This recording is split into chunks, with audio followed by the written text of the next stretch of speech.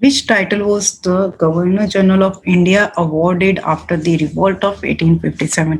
यानी कि जो रिवोल्ट हुआ था 1857 का, विद्रोह हुआ था, तो उसके बाद जो है कौन सा जो है टाइटल जो है दिया गया था गवर्नर जनरल ऑफ इंडिया को? President, secretary, viceroy, none.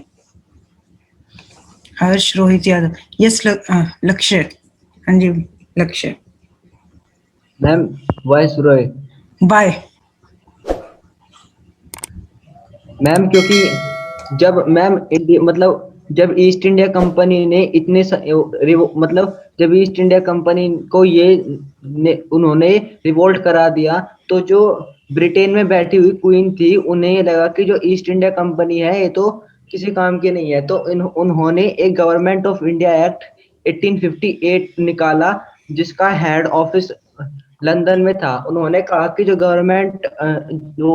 Governor general of India का वो है, वो अब वायसरॉय में चेंज होगा, और जो फर्स्ट वायसरॉय था वो लॉर्ड कैनिंग था। Okay, good. देखिए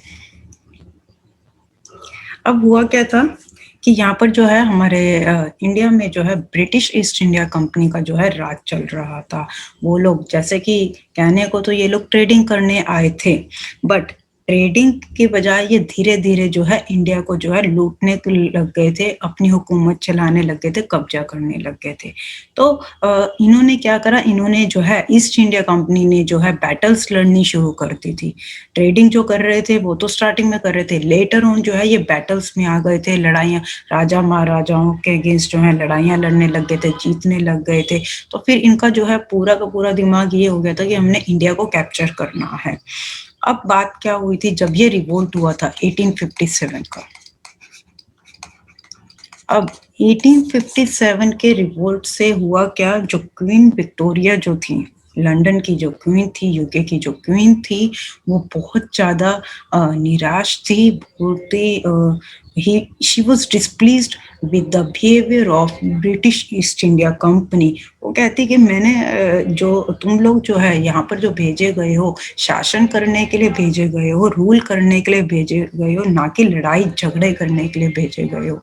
तो उस टाइम पर क्या करा, क्वीन विक्टोरिया ने जो है इनसे जो है पावर जो है छीन के अपने पास ले ली, क्राउन अपने पास ले लिया क्वीन विक्टोरिया ने, और उन्होंने जो है गवर्नर जनरल का जो टाइटल है वो चेंज करके वॉइसरॉय जो है कर दिया था।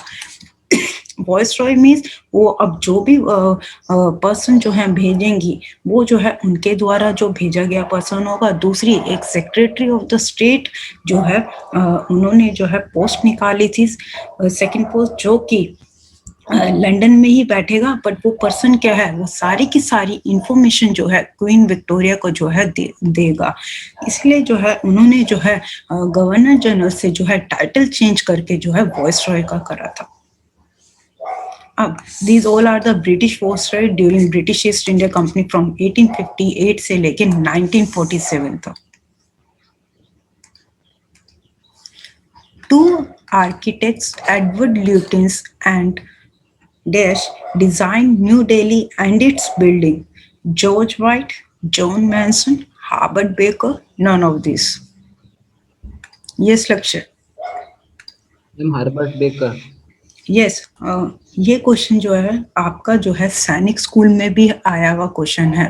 वहां पर जो है डायरेक्ट आया था, एक्स्ट ऑफ न्यू दिल्ली, ऑप्शन में था एडवर्ड ल्यूटिन्स एंड हार्बर्ट बेकर, तो वो आंसर था। उस तरीके से जो है सैनिक स्कूल काफी क्वेश्चंस जो है सिमिलर आते हैं, रिपीटिशन बहुत होती है। The correct answer for this is that is option C, Herbert Baker द्वारा जो है ये जो है न्यू दिल्ली का जो है डिजाइन बनाया गया था और उनकी बिल्डिंग्स का। This is your Edward Lutyens and this is your Herbert baker.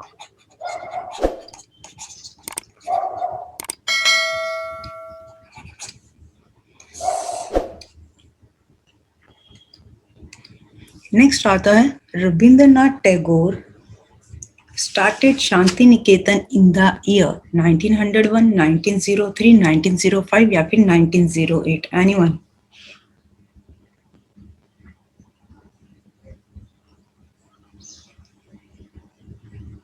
देखिए, the correct answer for yes Lakshya. Ma'am 1901। Yes, Rabindranath Tagore started Shantiniketan in the year 1901।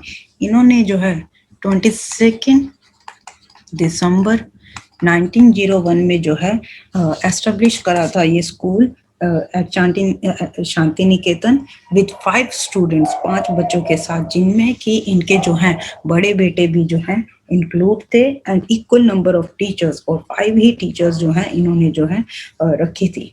और इसका जो है शांति निकेतन का अगर हम ओरिजिनली नाम देखें तो ओरिजिनली जो इसका नाम था दैट वाज ब्रह्मचार्य आश्रम।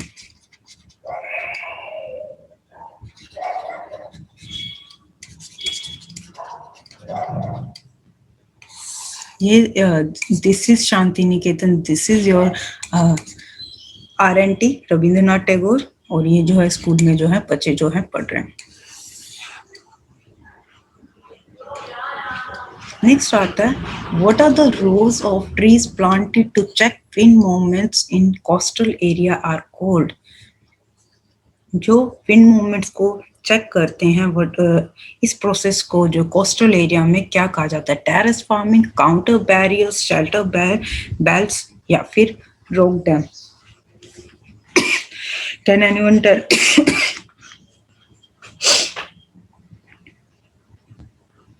कोई बच्चा बता सकता है the answer for this question? This process is called?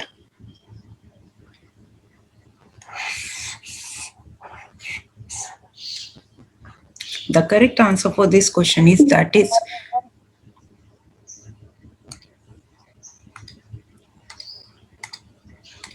the correct answer for this question is that is option C, shelter belts जो है इन्हें जो है बोला जाता है।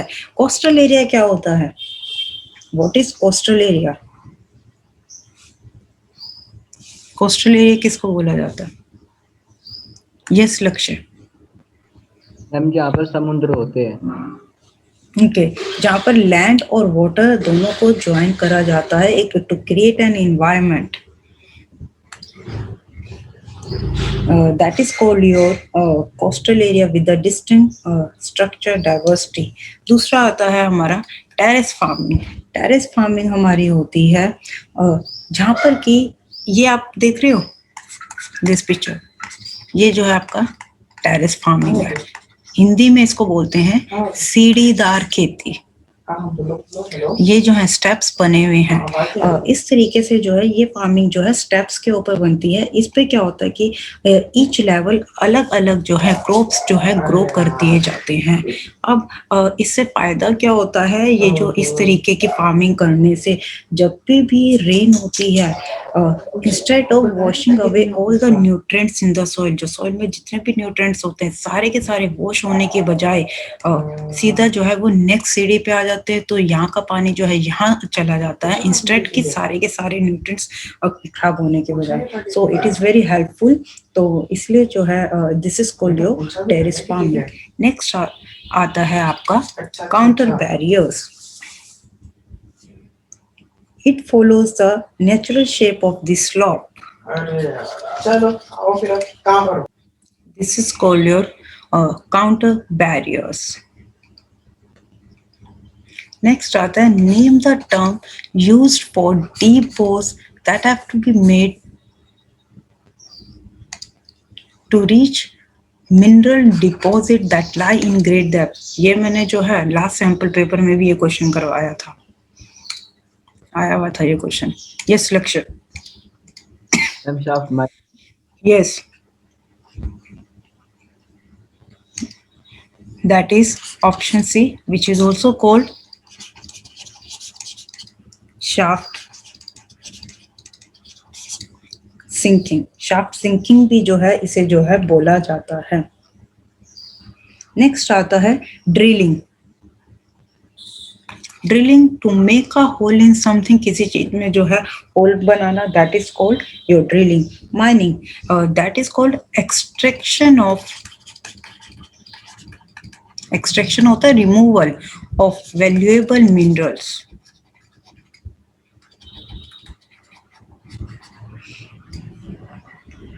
or other geological materials from the earth.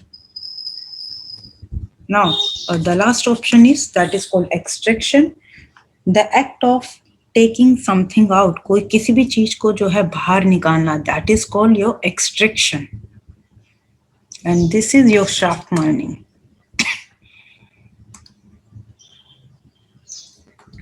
इस प्रोसेस से होती है. Which type of farming is practiced to meet the needs of the farmers family? Again, सैनिक स्कूल में आया हुआ क्वेश्चन.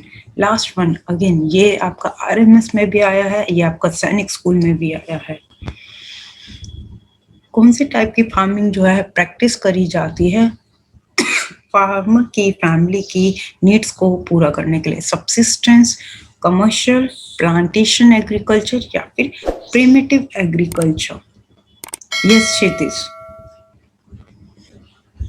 लक्ष्य. Ma'am subsistence farming. Okay, this is your subsistence farming, जहाँ पर आप देख रहे हो कि फार्मर्स जो हैं कुछ एरिया ऑफ लैंड पे जो है काम कर रहे हैं. सब्सिस्टेंस फार्मिंग क्या होता है? To meet the needs of farmers family, that is called subsistence farming. और इसमें जो है लैंड एरिया जो है वो स्मॉल होता है. नेक्स्ट आता है कमर्शियल फार्मिंग. कमर्शियल फार्मिंग में क्या होता है कि that is used basically for the purpose of business और प्रॉफिट के पर्पस से जो है फार्मिंग जो करी जाती है उसको जो है हम कमर्शियल फार्मिंग जो है बोलते हैं. Plantation agriculture, this is the picture of your plantation agriculture. Plantation agriculture में आपका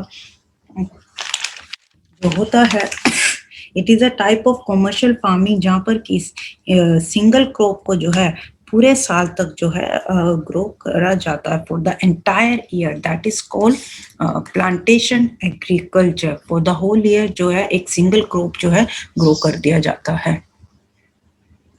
नेक्स्ट आता है प्रिमिटिव एग्रीकल्चर. प्रिमिटिव एग्रीकल्चर ये जो है आपका सबसे पुराना, कोई बच्चा बता सकता है प्रिमिटिव एग्रीकल्चर क्या होता है? Anyone? Primitive. Primitive is the oldest form of agriculture and it is still prevailing in some areas of the world.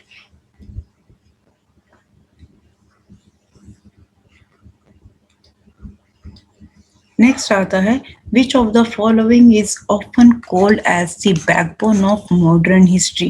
Modern history की जो बैकबोन है वो इसमें से किसको कहा जाता है? A iron and steel, B copper, C bronze, D जू. Yes Anant. Ma'am bronze. Okay. Lakshya. Steel. Okay. The correct answer for this question is that is called iron and steel. This is a picture of your iron and steel.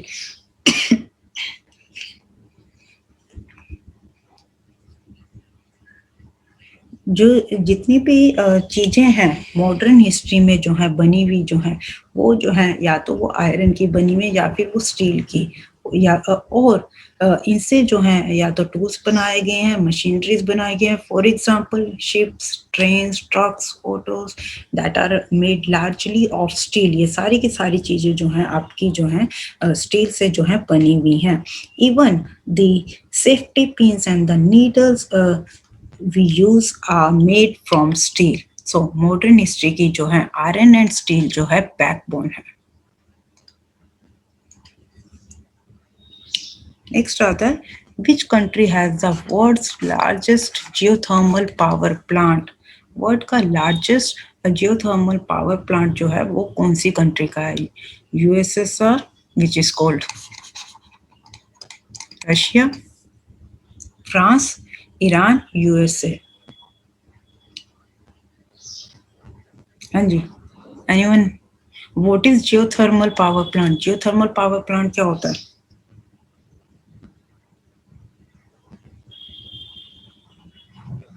Geothermal power plant.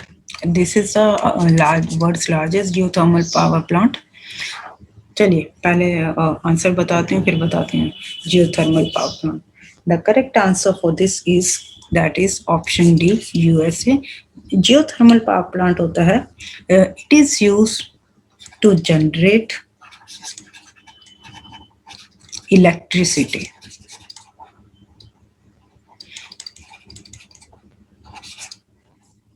by the use of Earth's internal thermal energy। Earth की जो internal thermal energy है उसको use करके जो है electricity जो है generate करी जाती है। नेक्स्ट आता है हु डिवाइस्ड महलवाड़ी सिस्टम। ये तो पता होगा, महलवाड़ी सिस्टम जो है डिवाइस्ड होता है तैयार करना। किसने तैयार किया था Mahalwari system? Yes Lakshya. Lord Dalhousie, Lord Curzon, Warren Hastings, Lord Ripon. Anyone else? Yes Lakshya. Ma'am मुझे तो लगता है कि लॉर्ड बेंटिक था मालवाई सेटलमेंट। हाँ हाँ ओके। ये क्वेश्चन जो है थोड़ा इन्होंने ऑप्शंस जो हैं आरएमएस में ना, ऑप्शंस जो मैं देख रही हूँ कि आरएमएस में सारा खेल जो है वो ऑप्शंस का है। आरएमएस कभी भी ऑप्शन सही नहीं दे रहा है, यानी कि स्मार्ट वर्क की रिक्वायरमेंट है आरएमएस का पेपर अटेम्प्ट करने के लिए। क्लियर? अब मैं पहले ना आपको ये बताती हूँ कि आंसर मैं लेटर ऑन बताऊंगी इसका क्या है, किस तरीके से है। सबसे पहले थोड़ी सी बात कर लेते हैं। महलवाड़ी सिस्टम जो है आपको बताया था कि जहाँ पर कि पूरा का पूरा विलेज जो जाता है टैक्स जो है देता है। छोटे छोटे महल्स में छोटे छोटे विलेजेस में जो है इनको बांट दिया गया था और वो जो है पूरा का पूरा गांव जो है फिर वो टैक्स जो है ब्रिटिशर्स को जो है दे के आता था। This is called your Mahalwari system. और महलवाड़ी सिस्टम जो है आपका जो है इंट्रोड्यूस हुआ था दैट इज इन 1833 में जो इंट्रोड्यूस हुआ था। अब मैं एक लाइन जो है छोड़ देती हूँ यहाँ पर। क्लियर? बात आती है लॉर्ड डलहौजी। लॉर्ड डलहौजी का जो ये रहे हैं हमारे देश में, इन्होंने जो है रूल करा है वो जो है दैट इज बिटवीन 1848 से लेके 1856 तक ये जो है गवर्नर जनरल जो है रहे हैं हमारे यहाँ।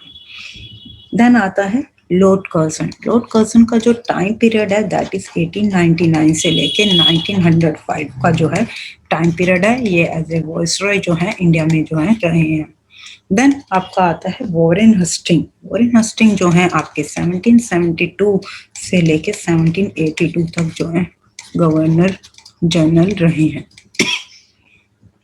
देन आता है लॉर्ड रिपन।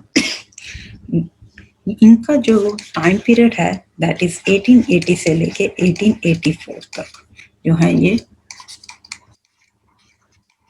वॉइसरॉय रहे हैं। अब बात आती है कि महलवाड़ी सिस्टम जो है 1833 में जो है इंट्रोड्यूस जो है करा गया था। क्लियर? अगर हम 1833 को ढूंढने निकले ना एज पर दिस फिगर, कहीं भी नहीं दिख रही है। समझ आ रही है बात मेरी? यहाँ पर गेम है। देखिए अब मैं यहाँ पर आंसर देती हूँ कि 1833 में जो है महलवाड़ी सिस्टम जो है introduce by Lord William Bentinck originally. I am not talking about these 4 option that is given in the question. Lord William Bentinck 100% 200% जो है लॉर्ड विलियम बेंटिक के द्वारा जो है महलवाड़ी सिस्टम जो है डिवाइस करा गया था। और लॉर्ड विलियम बेंटिक का जो टाइम पीरियड था दैट इज 1828 से लेके 1835 तक। और अभी मैंने बताया कि महलवाड़ी 1833 में जो है डिवाइस करा गया था। दैट मीन्स इनके टाइम पीरियड पर जो है महलवाड़ी सिस्टम जो है डिवाइस करा गया था, तैयार करा गया था। तो अगर देखा जाए तो आंसर ये बनता है।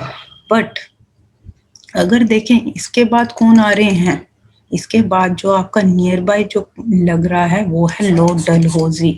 तो इन्होंने जो है जो अकॉर्डिंग टू दिस अगर हम देखें इनका टाइम पीरियड के बाद जो है वो जो है लॉर्ड डलहौजी जो है आते हैं। तो उस अकॉर्डिंग जो है एज पर दीज ऑप्शन जो है लॉर्ड डलहौजी जो है आंसर बनता है। क्लियर। बट ओरिजिनल आंसर जो है, अगर यहाँ पर लॉर्ड डलहौजी भी दिया होता और लॉर्ड विलियम बेंटिक भी दिया होता तो आप लॉर्ड विलियम बेंटिक पे टिक करते। क्लियर हो रही है बात? Next, the right to information act was passed in 2003, 2005, 2006 और 2008। राइट टू इंफॉर्मेशन एक्ट ये जो है आपका जो है 2005 में जो है पास करा गया था। इंफॉर्मेशन देखते हैं। It was enacted by parliament of India. Parliament of India के द्वारा जो है ये कानून जो है पास करा गया था। कब पास करा गया था? 15 जून 2005 को। असेंटेड होता है स्वीकृति देना, किसी चीज को जो है यस में बोलना, दैट इज कॉल्ड असेंटेड। कब जो है इस लॉ को जो है स्वीकृति दे दी थी या फिर यस बोल दिया था? दैट इज ऑन 22 जून 2005।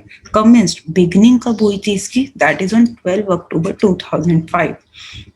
यहाँ पर जो है एक इम्पोर्टेंट चीज, राइट टू इंफॉर्मेशन एक्ट में पूरा इंडिया इंक्लूड था, लेकिन पहले जो है जम्मू एंड कश्मीर जो है वो इंक्लूड नहीं था, क्योंकि जम्मू एंड कश्मीर जो है अलग से स्टेट थी, उनका अलग से अपना कॉन्स्टिट्यूशन था, वो इंक्लूड नहीं था। लेकिन अब जैसा कि आपको पता होगा कि जम्मू एंड कश्मीर जो है सिंस 5 अगस्त 2019 से जो है, जब हमारा आर्टिकल 370 हटा दिया गया था, तो ये एक जो है यूनियन टेरिटरी बना दी गई है।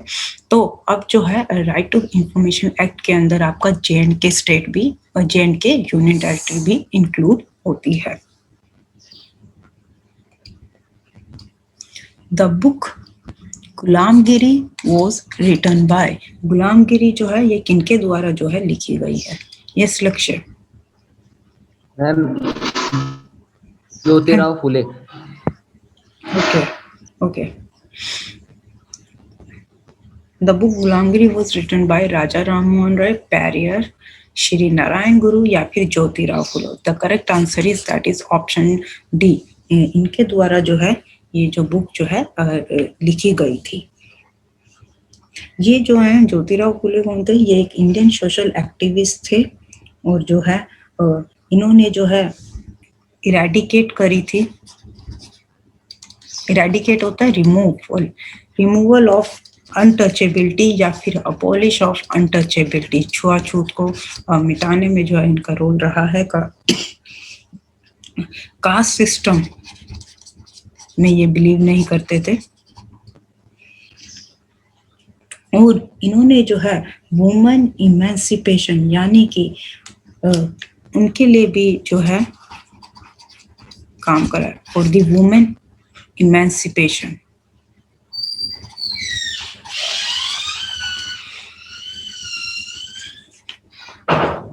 इमेंसिपेशन क्या होता है? A women who is free from all social limitations, that is called women emancipation. The next one is that is Raja Ram Mohan Roy। ये राजा राम मोहन राय जो हैं ही फाउंडर ऑफ ब्रह्मो समाज, ब्रह्मो समाज के जो हैं फाउंडर थे। देन आता है पेरियर। ये जो है ईवी रामास्वामी, इनका फुल नाम है ईवी रामास्वामी। इनको जो है एक टाइटल दे दिया गया था, दैट इज कॉल्ड पेरियर। अब देख लो, इन्होंने नाम ना देके इन्होंने क्या है, उनका जो टाइटल है वो उससे जो है ऑप्शन में डाल दिया। और जो ये भी एक सोशल एक्टिविस्ट रह चुके हैं, जिन्होंने जो है सेल्फ रिस्पेक्ट मूवमेंट को जो है स्टार्ट करा था।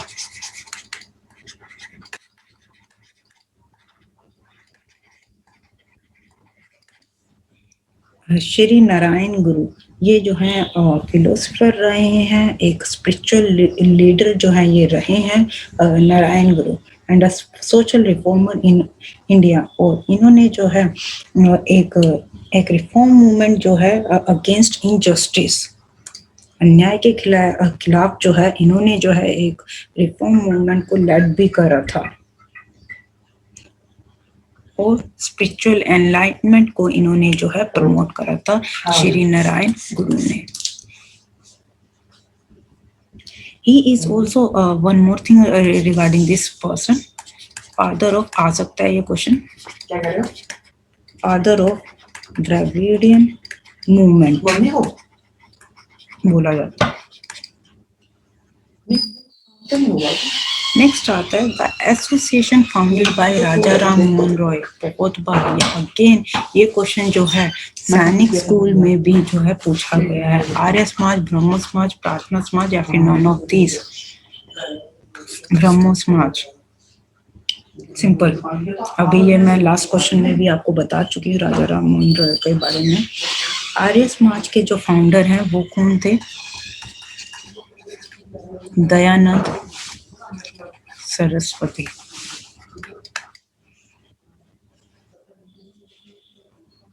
नेक्स्ट हमारा आता है प्रार्थना समाज के जो हैं फाउंडर हैं आत्माराम पांडुरंग. कुछ भी किसी के भी फाउंडर जो है पूछे जा सकते हैं. नेक्स्ट आता है name the book written by Dadabhai Naoroji. दादा भाई नौरोजी के द्वारा जो है कौन सी बुक जो है लिखी गई थी? Poverty and un British rule in India, Swaraj, India wins freedom, freedom at midnight.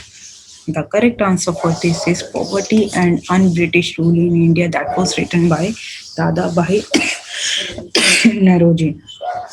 India Means Freedom ये किनकी बुक है? That is Abul Kalam Azad. Next आता है आपकी स्वराज. ये जो है हमारे chief minister of Delhi, that is Arvind Kejriwal. 2012 में जो है उन्होंने निकाली थी. देन आता है फ्रीडम एट मिडनाइट. ये आपके जो है इसके ऑथर हैं, इंग्लिश ऑथर्स हैं डोमिनिक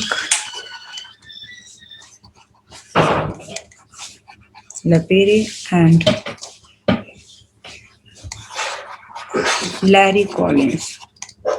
इन्होंने जो है बुक जो ये लिखी थी इंडिया की इंडिपेंडेंस मूवमेंट और पार्टीशन जो हुआ था उसके ऊपर जो है फ्रीडम एट मिडनाइट जो है इनके द्वारा लिखी गई थी. Indian independence movement and partition.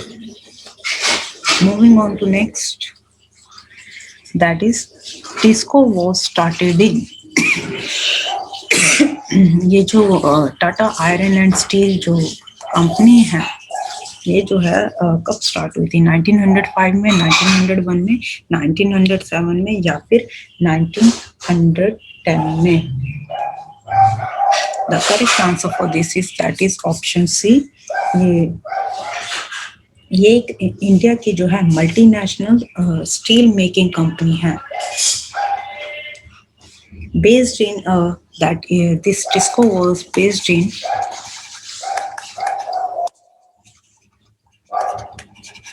Jamshedpur, Jharkhand. कोई बच्चा बता सकता है इसका हेडक्वार्टर कहाँ है? विशाल चौहान वीडियो ऑन कर लो. Headquarter of TISCO. Where is the headquarter of Tisco located? Question to you all is, it is based in, ये है कहाँ पर? Jamshedpur, that is in Jharkhand. My question to you is headquarter of Tisco.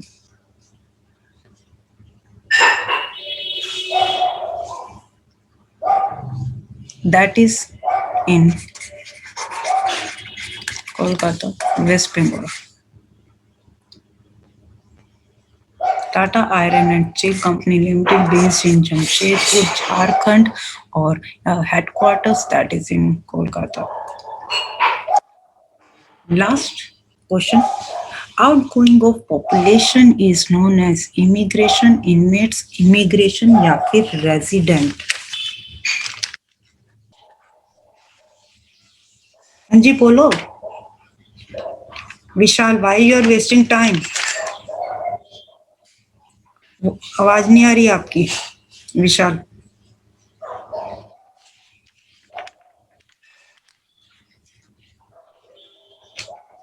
लक्ष्य,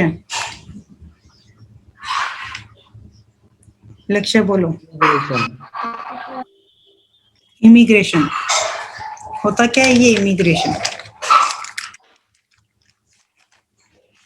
लक्ष्य, what is immigration? Immigration which one, A1 और C1? A1 और C1 which one? देख रहे हो क्लोज ऑप्शंस दिए हुए हैं।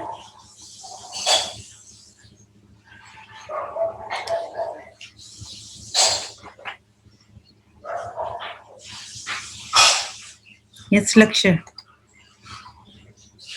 Ma'am C. A or C? Answer of this question, outgoing of population is known as? Ma'am C, immigration. C. Okay. C is the option. Yes. Anant Tomar. I'm immigration. Which one? A or C? Option बोलो बेटा, मुझे ऐसे पता नहीं चल रहा कि pronunciation is same for both. For option A and C, pronunciation is same. So kindly tell me the option.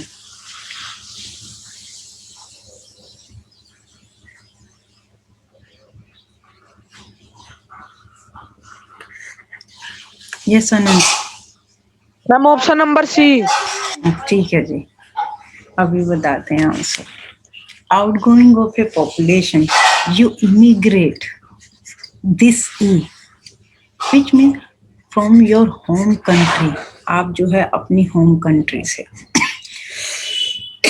This immigration, this immigrate means to another country. यहाँ पर क्या है, जिस कंट्री में आप रह रहे हो उसको जो है it is the act of this, talking about this, it is the act of leaving a resident country, यानी कि आप जहाँ पर रह रहे हो उस कंट्री को जो है छोड़ रहे हो, और with the intent, with the motive to settle elsewhere, कहीं और जो है सेटल होने के लिए। This is called this immigration, जहाँ पर आप अपनी कंट्री को छोड़ रहे हो कहीं और सेटल होने के लिए। नेक्स्ट आता है इमिग्रेशन, आई वाला। यहाँ पर this means it describes movement of people into one country from another. जिस कंट्री में आप शिफ्ट हो रहे to another country, that is called immigration. Resident means जहाँ पर आप जो है रहते हो, और आपके इनमेट्स होते हैं साथ ही, जैसे one of the people living in an institution such as a prisoner, कोई कैदी रह रहा है, so that is called your inmates. The correct answer is this one immigration, not this one जो सी बोल रहे थे। डिफरेंस समझ में आया दोनों का, ई और आई का। जिस कंट्री को आप छोड़ रहे हो, जहाँ पर आप रहते हो, पर्पस क्या है, कहीं और सेटल होना है। जिस कंट्री में आप जा रहे हो, दैट इज कॉल्ड इमिग्रेशन। इस वीडियो को लाइक करें, हमारे चैनल को सब्सक्राइब कर बेल आइकन जरूर प्रेस करें हमारी न्यू वीडियो सबसे पहले देखने के लिए।